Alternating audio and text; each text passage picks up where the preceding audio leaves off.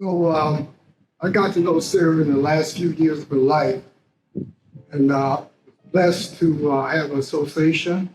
So when I moved back over here, I was in a lot of part of Sarah's life, and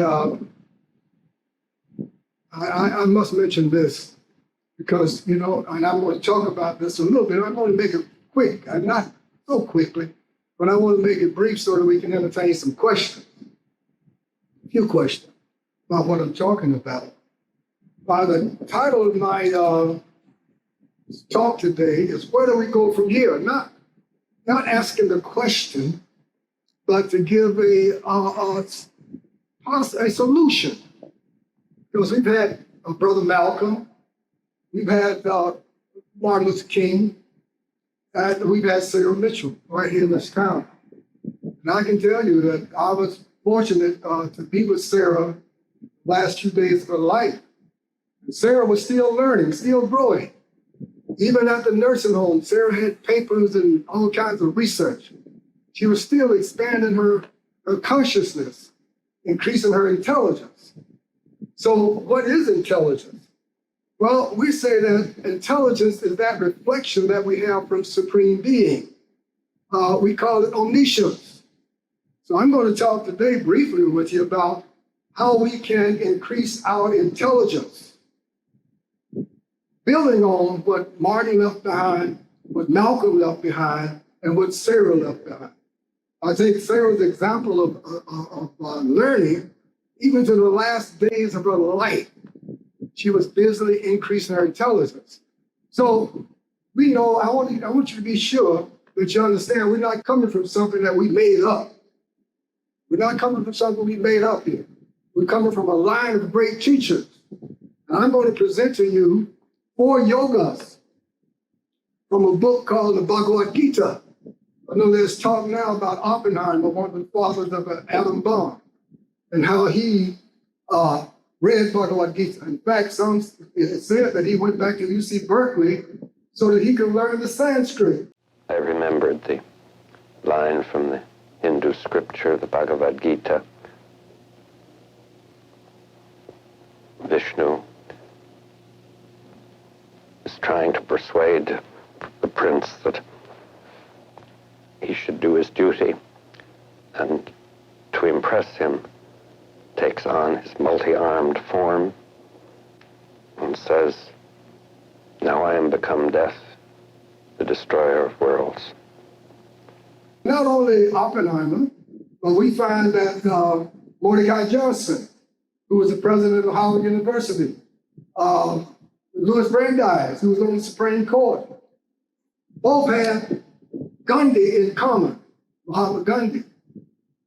Now, Gandhi was studied Bhagavad Gita. Bhagavad Gita is the oldest book on yoga and self-realization that we have in India, probably in the world. We wouldn't go so far as say the world because we did have some knowledge of yoga in ancient Kemet. I know most people know that as Egypt. But the theme of Bhagavad Gita was spoken on the battlefield to a general. But the theme of Bhagavad Gita is how do we find the self? Who are we? Where do we come from? Now listen, that book was spoken according to Indian sources, some 5,000 years ago. As knowledge reflected from the Upanishads would go back even thousands of years before then. So I'm going to present you with some knowledge that was here before the Muslims or the Christians came into Africa, before they were even thought of. All right? So we have a culture. And when we say culture, we mean to cultivate. To cultivate what? Cultivate our intelligence back from the intelligence of a beast back into divine intelligence. So how do we do this? So we have one yoga called Bhakti Yoga. Now we should go to Jnana Yoga first. Jnana Yoga is when you accumulate knowledge about the self. Who am I? Where did I come from? What's the purpose of life? What is the best ideal for humanity? What is the best goal of life for me as an individual? How can I come up? How can I be reawakened to being a person who thinks not only thinks, but thinks critically? How can I be reawakened to being one who can not only deconstruct, but reconstruct arguments, to think independently, to respect the masses, to respect the crowd, but to think independently and critically about everything, not just about trivial things, but to think very critical about who is presenting information to me. Where did I get the knowledge that I got from? Where did I get the knowledge that I'm using now? So these are all questions that are answered when we dig into the self. So we say that the self, the beginning of knowledge of the self. And let me make sure that you understand where we're coming from now, because we're not making up anything. We're coming from a line of teachers. And the teaching that I'm passing on to you today was passed on to me by my teachers. We go back 5,000 years. And so Mordecai Johnson and Louis Brandeis had Gandhi in common. We're all familiar with, most of us are definitely familiar with Mohandas Gandhi, better known as Mahatma Gandhi, or Great Soul Gandhi. But Gandhi was a great influence of our intellectuals in this country, in America back in the 1930s. In fact, we have some of our blacks in America, our intellectuals who went over to India during the 1930s and conversed with Gandhi. And some of them said that they were so ashamed that they had been slaves. Gandhi told them it's not a shame to have been a slave, it's a shame to have been a slaveholder. So Mordecai was one of the last people to see Gandhi just before he was assassinated. In fact, Gandhi told him, said, look, I probably won't be alive when you come back to India.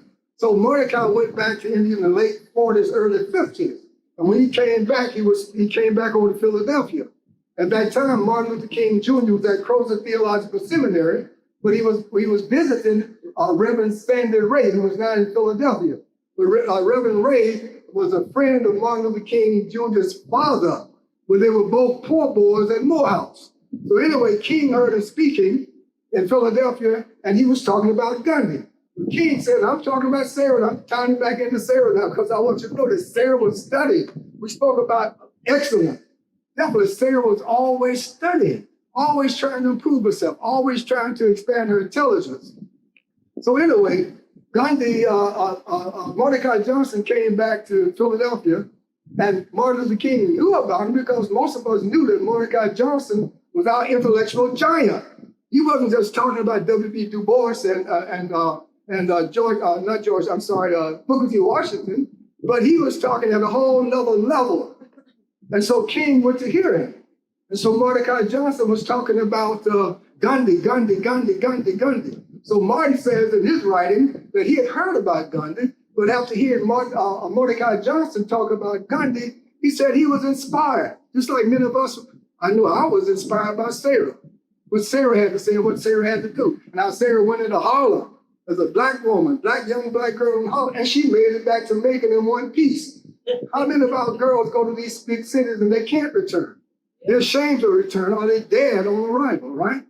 But anyway, so King said he went out and bought everything that he could find on Gandhi, because he had heard about Gandhi, but to have Mordecai Johnson to speak so highly of Gandhi, he said he had to find out more about Gandhi, because from what Mordecai Johnson said, he said he had the tools. He figured he had the tools that he needed to do what he had to do. Now, going back into Gandhi, looking forth into Gandhi, because being a researcher, probably a mediocre researcher as I am, we wanted to find out, well, we had Martin Luther King. Martin Luther King had his first experience in Macon, Georgia, as Sarah did, not her first experience, but a hard experience when she returned here to Macon. But King had his first major experience on the buses here in Macon, Georgia, when he returned from Dublin, and that church is still over there. And I won't go out too far on the narrative because we want to stay with Sarah. But I think Sarah would appreciate me sharing this knowledge with you so you can ask questions and come to me later and get more of this knowledge, because we have to move ahead. We can't. Who told us what we know?